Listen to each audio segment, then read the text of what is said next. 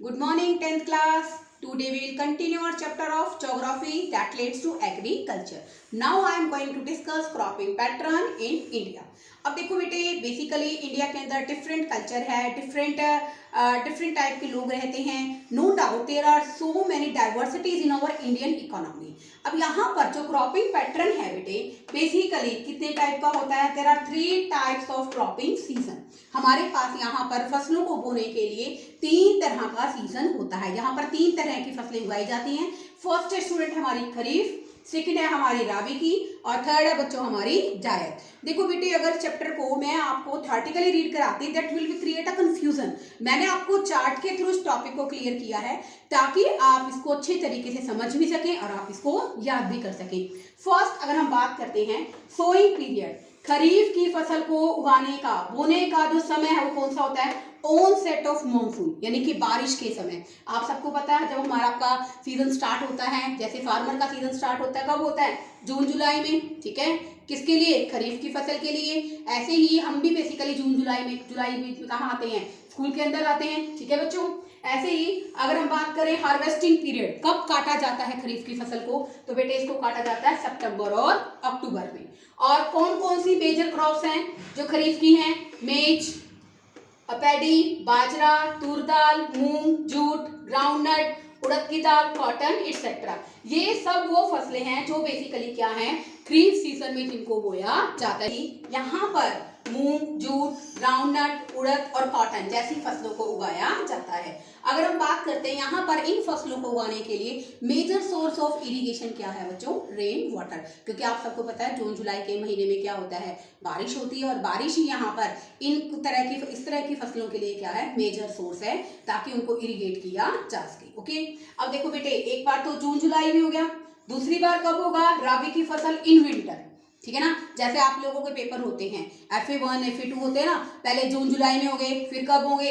अक्टूबर नवंबर में. फाइनल कब होंगे आपके? मार्च अप्रैल में. तो ये भी एक तरीका है ये जानने का कि कैसे कैसे हम लोग क्रॉपिंग पैटर्न को यूज करते हैं. अब देखो बेटे जो राबी की फसल है विंटर में उगाई जाती है, अक्टूबर और नवंबर के अंदर. ओके, अब इसकी हार्वेस्टिंग सीजन इसका कब होता है? सर्दियों में इसको उगाया जाता है और इसको काटा कब जाता है? मई जून में, गर्मियों के अंदर काटा जाता है. कौन कौन सी मेन फसलें हैं राबी की? वीट, बार्ले, पीस यानी कि मटर, ग्रैम्स, चना, मस्टर्ड एक्सेट्रा. ये सब फसलें कौन सी है बच्चों? राबी की फसलें हैं. अब क्वेश्चन अराइज होता है कि यहाँ पर मेजर सोर्स ऑफ इरिगेशन क्या है? सिंचाई का साधन क्या है? तो बेटे जो वेस्टर्न टेम्परामेंट साइक्लोन यानी कि पश्चिमी विक्षोभों के कारण जो वर्षा का चक्रवात आता है तो उसके कारण बेटे एक तो रीजन वो है और दूसरा रीजन क्या है बेटे? थ्रू कैनाल हम लोग क्या करते हैं? रबी की फसल को इरिगेशन प्रोवाइड कराते हैं. इरिगेशन का मेजर सोर्स क्या है? Western temperate. ठीक है, यानी कि पश्चिमी विक्षोभों के कारण जो वर्षा आती है उससे, और दूसरा बेटे कैनाल्स के कारण, नहरों से हम लोग क्या करते हैं? इन तरह की फसलों को सिंचाई की सुविधाएं प्रोवाइड कराते हैं. अब हम बात करते हैं जायद की फसल की. ठीक है ना, तो ये उगाई जाती हैं मार्च अप्रैल में. जैसे मैंने आपको बताया, अगर आपको थोड़ा सा भी कंफ्यूजन रहता है ना तो आप थोड़ा सा एज ए फार्मर सोचिए. एज ए फार्मर सबसे पहले मैंने किसका बात बताई? खरीफ की फसल के बारे में बताया. कब उगाया जाता है इसको? ऑन सेट ऑफ मॉनसून, जून और जुलाई में. ठीक है, उसके बाद पेपर कब होते हैं आपके? इन विंटर, अक्टूबर और नवंबर में. और फाइनल कब होते हैं आपके? मार्च और अप्रैल में. तो बेटे इसका सोइंग सीजन कब है? मार्च और अप्रैल. हार्वेस्टिंग काटा कब जाता है? मई और जून में. स्टूडेंट्स आपको ध्यान होगा हम लोग मई जून में बेसिकली जायद की फसल में क्या आता है? हमारे बेसिकली खीरे हो गए, हमारे खरबूजे हो गए, हमारे तरबूज हो गए, वो सब कब आते हैं? मई जून में तो आते हैं.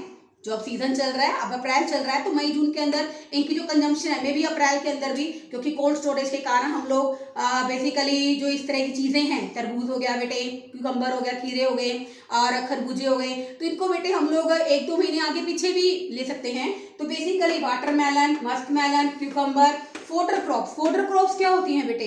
जो पशुओं को चारा प्रोवाइड कराती हैं. तो ये फसलें कौन सी हैं बच्चों? जायद के सीजन में. ठीक है, इनके यहाँ पर बेटे इरिगेशन का मेजर सोर्स क्या है? इनके प्राइवेट सोर्सेज ऑफ इरिगेशन। जैसे प्राइवेट सोर्सेज क्या हो गए, किसान ने अपना कुआं खुदवा रखा है, अपना पर्सनल है वो उसका, ऐसे ही ट्यूबवेल लगवा रखा है, लेक्स है बेटे, छोटी छोटी नहरें हैं जिनके थ्रू बेसिकली सिंचाई की जाती है। अब इसमें बेटा एक सबसे इंपॉर्टेंट चीज मैं आपको बताऊंगी, वो चीज क्या है कि कुछ ऐसी फसलें हैं बेटे बेसिकली जिनको बोने से लेकर काटने में पूरा 1 साल लगता है, लेकिन बेटे फिर भी हम उन्हें कहाँ शामिल करते हैं। जैसे शुगर केन है बेटा, तूर दाल है, मैंने इसको कहाँ इंक्लूड किया है, शुगर केन को और तूर दाल को।